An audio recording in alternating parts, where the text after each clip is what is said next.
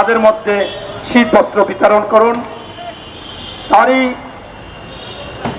ধারাবাহিকতায় আজকে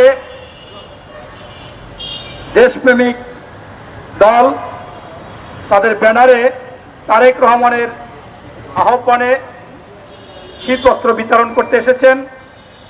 সেই সংগঠনের সভাপতি জনাব লিটন আহমেদ সুলতান উপস্থিত আছেন। মুক্তিযোদ্ধা দলের কেন্দ্রীয় কমিটির অন্যতম সদস্য প্রিন্সিপাল মোনায়েম উপস্থিত আছেন। ছাত্র দলের কেন্দ্রীয় কমিটির সহ সাংগঠনিক সম্পাদক আমার ছোট ভাই ইমন জাকারিয়া হোসেন ইমন সহ অন্যান্য নেতৃবৃন্দ, সংগ্রামী সাথী বন্ধুরা, আপনারা এখানে সাংবাদিক, জাতির বিবেক। আমি সবসময় বলি ক্রান্তি লগ্নের তিনটি পেশার লোক, 1 নম্বর সাংবাদিক, 2 নম্বর চিকিৎসক, 3 নম্বর শিক্ষক। তাই জাতির বিবেক আপনাদের আজকে গতকালকে একটি বক্তব্য নিয়ে বিভিন্ন প্রশ্ন আছে, তবে আমি বলবো যে আজকে দীর্ঘ 16 বছর একটি ফ্যাসিস্ট, একটি বাকশালী, একটি খুনি সরকার বসেছিল। 3টি গণহত্যা করেছে, হেফাজত গণহত্যা, এরপর বিডিআর গণহত্যা এবং সর্বশেষ ছাত্র জনতা গণহত্যা। সেই খুনি হাসিনা আজকে পার্শ্ববর্তী একটি দেশে বসে তার অগাধ অগাধ অগাধ অবৈধ অর্জন, লুটপাট, দুর্নীতির টাকা দিয়ে সেই দেশের রাষ্ট্রীয়ভাবে তাদের রাজনৈতিক নেতাদের, সাংবাদিকদের সেখানে টাকা দিয়ে পৃষ্ঠপোষক করতেছেন। তাদের মাধ্যমে বিভিন্ন ধরনের অপপ্রচার বাংলাদেশের করতেছে, গুজব ছড়াচ্ছে। পাশাপাশি বাংলাদেশেও তাদের সেই অবৈধ টাকা দিয়ে বিভিন্ন সময় বিভিন্ন অযৌক্তিক, হিন্দুরা বলে তাদের নির্যাতন আসলে হয় না এবং এদের দাবি সেদের দাবি এইগুলো করতেছে।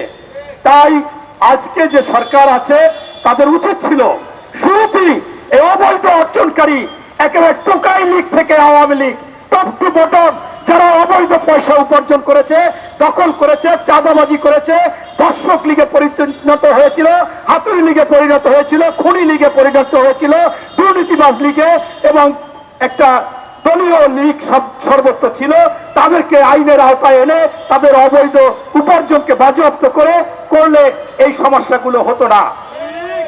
আজকে আপনারা দেখেছেন যে প্রতিনিয়ত এরা ষড়যন্ত্র করতেছে। সচিবালয় 3টি জায়গায় আগুন লেগেছে, সেখানে কার অপরাধ ঢাকতে চেয়েছে? এই খুনি হাসিনার অপরাধ ঢাকতে চেয়েছে।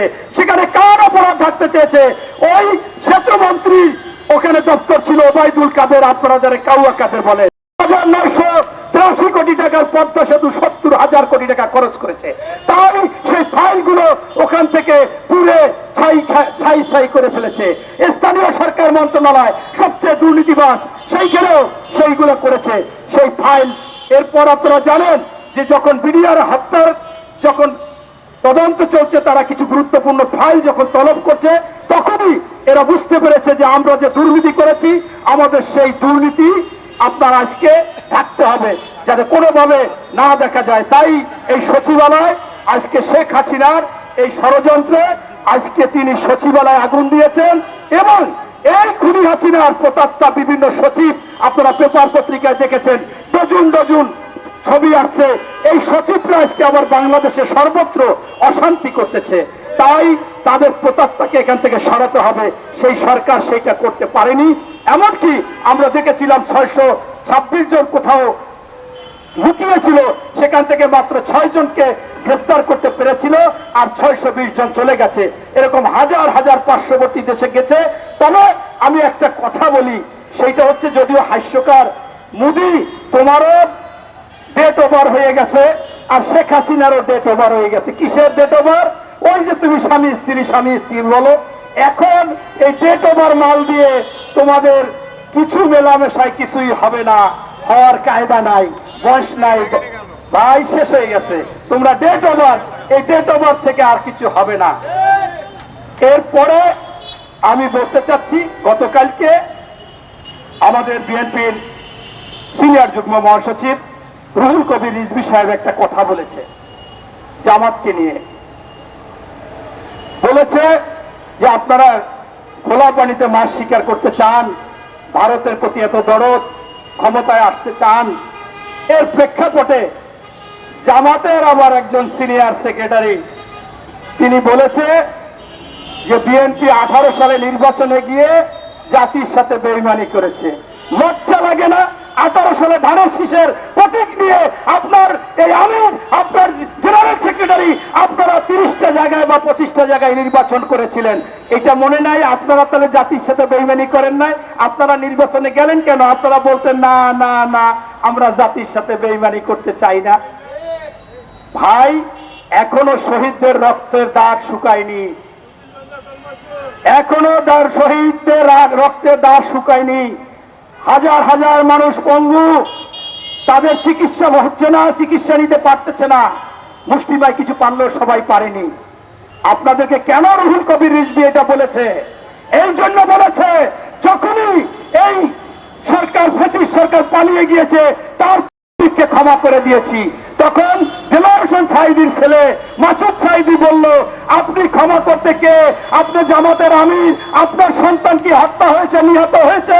আপনি যদি আজকে ক্ষমা করেন তাহলে ওই শহীদদের সাথে আপনার বেইমানি করা হবে। জুলুম বা জালিমকে ক্ষমা করা যায় না। এরপর আপনি কি করলেন? যে বসুন্ধরার মালিক 4 আগস্ট আমাদেরকে দেশ ছাড়া করবে, এই যারা আন্দোলন করছে তাদেরকে থাকতে দেবে না, শেষ করে দিবে, নিঃশেষ করে দিবে। সেই ব্যবসা প্রতিষ্ঠানে গেলেন, তার সাথে তার ছেলের সাথে ছবি তুললেন আপনি জামাতের আমির হয়ে, এবং তাদেরকেও আপনি বুকে জড়িয়ে নিলেন। যা করেছো, যত অন্যায় করো, যত অবিচার করো, সব মাফ করে দিয়েছি। আবার আপনি ছাত্রলীগের সিলেটের বিয়ানীবাজারের ছাত্রলীগের সাংগঠনিক সম্পাদককে আপনি আওয়ামী লীগে যোগদান করাই ফেলাইলেন। এরপর আপনি বললেন ভারতের সাথে আমরা সমঝোতা করে, তারা যেভাবে বলবে আমরা যেভাবে, এরকম আলাপ আলোচনা করার মধ্যে আমরা বাংলাদেশের রাজনীতি করতে চাই। সাথে সাথে ওই ভারতের এই বিজেপি সভাপতি অমিত শাহ বলছে ওয়েলকাম, আপনি জামাতের আমির বলেছেন আপনার সাথে আমরা আলোচনা করে বাংলাদেশ চালাইতে চাই। কিভাবে চালাইতে চায়? আমাদের গোলাম বানাই রাখতে চায়। কিভাবে চালাইতে চায়? আমাদের দাস বানিয়ে রাখতে চায় ভারত। সেইটা তো আমরা পছন্দ করি না। এরপরে আপনি আবার সরে আসলেন, বললেন যে আমরা মহিলাদের পর্দা বাধ্যতামূলক হবে না। দল করেন কিন্তু ইসলামী দল। আপনারা সেই খুলনায় ডুমারিয়ায় সেখানে আপনারা হিন্দুদের দিয়ে জামাতের কমিটি করলেন। আপনারা সেই রংপুরে পীরগাছায় হিন্দুদের দিয়ে জামাতের আপনারা কমিটি করলেন। এরপরে পূজা মণ্ডপে যাইয়া দেখলাম যে পূজা মণ্ডপের সেই গুণগান গাচ্ছেন, তাদের সেই জয় শ্রীরাম বলতেছেন। এটা কিসের লক্ষণ? এইটা তো মানে একটা স্থিতিশীল রাজনীতির কথা না, অসুস্থ রাজনীতি। এরপরে আপনারা আবার বিতর্ক বাজাই দিলেন কি, যে বাংলাদেশের দেশপ্রেমিক হচ্ছে সেনাবাহিনী আর জামাত। আমি যদি প্রশ্ন করি জামাতের আমির, আপনি এই কথা বলেছেন, আপনি দেশ স্বাধীনের সময় স্বাধীনতার পক্ষে কি আপনি ছিলেন? এক কথায় উত্তর যদি বলতে চাই, তা আপনার বলতে হবে না। আপনি দেশ স্বাধীনতাই করেন নাই, পক্ষে ছিলেন না, আপনি কিভাবে দেশপ্রেমিক হলেন? আপনি ভারতের আজ্ঞাবহ সদ্য আবার দ্বিতীয়বার বলেছেন ভারতের সাথে সুসম্পর্ক রাখবো, তাদের সাথে সম্পর্ক রেখে আমরা, তারা কখনো শত্রু না, মিত্র হিসেবে তাদেরকে নিয়ে আমরা রাজনীতি করতে চাই। ভারত আমাদের কখন কি ভালো চায়? আমরা খরার সময় পানি আটকিয়ে রেখে আমাদের কৃষি কাজে বিনষ্ট করতে দেয় না। আবার যখন বৃষ্টি হয় তখন আমরা চাষাবাদ করলে না বলে ওই সেই তিস্তার ব্যারেল খুলে দেওয়ার পর আমাদের ডুবিয়ে মারে, আমাদের ফসলে মারে, এবং যাতে আমরা এই অবস্থায় তারা, তাই আপনাদের বারবার যদি এটা বলেন তাহলে তো অবশ্যই অনেকে মনে করবে, সন্দেহ করবে আপনাদের লোক, আপনারা ক্ষমতায় আসতে চান এই জন্য। নতুবা আপনারা তো বাংলাদেশের সব দলের সাথেই মিলছেন। জাতীয় পার্টির সাথে 86 সালে নির্বাচনে গেছেন, আমাদের সাথে 2001 সালে বিএনপির সাথে নির্বাচন গেছেন, 91-তে আপনাদেরকে আমরা সাপোর্ট দিয়েছি, আপনারাও সাপোর্ট দিয়েছেন, 96 সালে আমরা আওয়ামী লীগের সাথে গিয়েছেন, সব জায়গারই তো সাথ দিয়েছেন। এখন একটু ভারতের যদি সাথ নিতে চান আমাদের তো একটু খারাপ লাগবে। তাই সবিনয় জামাতের কাছে আহ্বান জানাবো, আসুন, এখনো দেশপ্রেমিক হননি, দেশপ্রেমিক হতে হবে এবং এই দেশকে নিয়ে চিন্তা করবেন, ওই ভারতকে নিয়ে চিন্তা করবেন না, দেশের মধ্যে ঘোলা পানিতে মাছ শিকার করার চেষ্টা করবেন না। আমরা চাই আসুন জনগণের সমর্থন নেন, আর একটা কথা আপনারা বলেন যে এক ফ্যাসিস্টকে দাঁড়িয়েছি আরেক ফ্যাসিস্ট বসাবার জন্য না, স্পষ্টভাবে বলি এই বাংলাদেশের দেশপ্রেমিক দল হচ্ছে বিএনপি এবং এই বিএনপির প্রতিষ্ঠাতা বাংলাদেশের স্বাধীনতার ঘোষক ছিলেন মেজর জিয়া। এই বিএনপির প্রতিষ্ঠাতা বাংলাদেশের একজন সেক্টর কমান্ডার ছিলেন যুদ্ধকালীন, তার অক্ষর দিয়ে চেকপোস্ট অধিনায়ক ছিলেন। জীবিত মুক্তিযোদ্ধাদের মধ্যে তৎকালীন এই শেখ মুজিবুর রহমান সর্বোচ্চ খেতাব বীর উত্তম খেতাব জিয়াউর রহমানকে দিয়েছিলেন। বিএনপি হচ্ছে মুক্তিযুদ্ধের দল। এরপর যেদিন এই জিয়াউর রহমানকে হত্যা করা হয়েছিল সেই দিন বাংলাদেশের আনাচে কানাচে টেকনাফ থেকে তেঁতুলিয়া রূপসা থেকে পাথুরিয়া প্রতিটি মানুষের মনের মধ্যে শোকের ছায়া ছিল। 41 দিন শোক পালন করেছিল। তার একটা বাড়ি ছিল না, তার একটা গাড়ি ছিল না, তার একটা ব্যাংক অ্যাকাউন্ট ছিল না এবং তার আত্মীয় স্বজনকে কেউ চিনত না। তিনি ছিলেন একজন দেশপ্রেমিক, নিঃস্বার্থপর, নির্লোভ এবং অতুলনীয় অদ্বিতীয় ব্যক্তি ছিলেন জিয়াউর রহমান। তারই দল হচ্ছে এই বিএনপি। পরবর্তীতে তার সহধর্মিনী বাংলাদেশের প্রথম মহিলা প্রধানমন্ত্রী, যিনি ওই যুদ্ধের সময় তাকে পাক সেনাবাহিনীরা গ্রেফতার করে তার শিশু সন্তান সহ। তাই বাংলাদেশের প্রথম মহিলা মুক্তিযোদ্ধা হচ্ছে বেগম খালেদা জিয়া, শিশু মুক্তিযোদ্ধা হচ্ছে তারেক রহমান, আরাফাত রহমান কোকো। এরপরে এই বাংলাদেশে খালেদা জিয়া আসার পর মুক্তিযোদ্ধা মন্ত্রণালয় করেছে, মুক্তিযোদ্ধাদের ভাতা দিয়েছে, চিকিৎসার আপনার লেখাপড়ার জন্য বৃত্তি প্রদান করেছে। তাই দেশপ্রেমিক দল হচ্ছে বিএনপি এবং বিএনপির প্রত্যেকটা নেতাকর্মী যারা চাঁদা কালেকশন করে এরা আওয়ামী লীগের এসে বিএনপির মধ্যে এসে বিএনপির কিছু নামধারীদের সাথে মিলেমিশে এগুলো করে।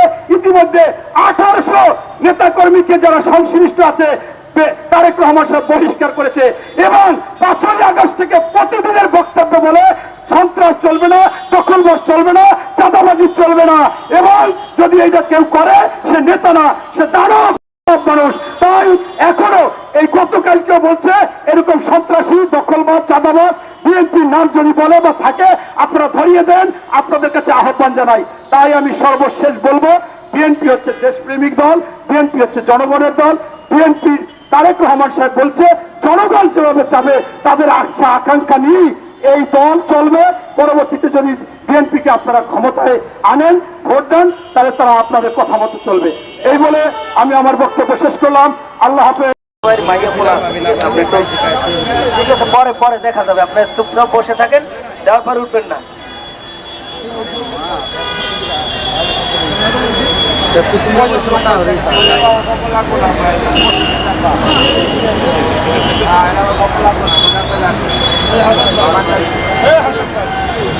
দেওয়ার পরে তারপর উঠবেন।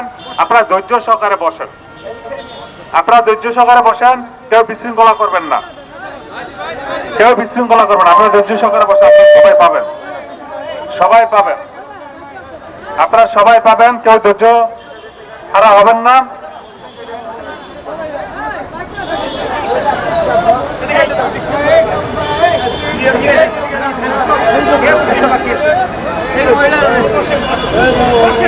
বসেন বসেন বসেন, উঠে দাঁড়াবেন না, কেউ উঠে দাঁড়াবেন না, বসেন বসেন বসেন।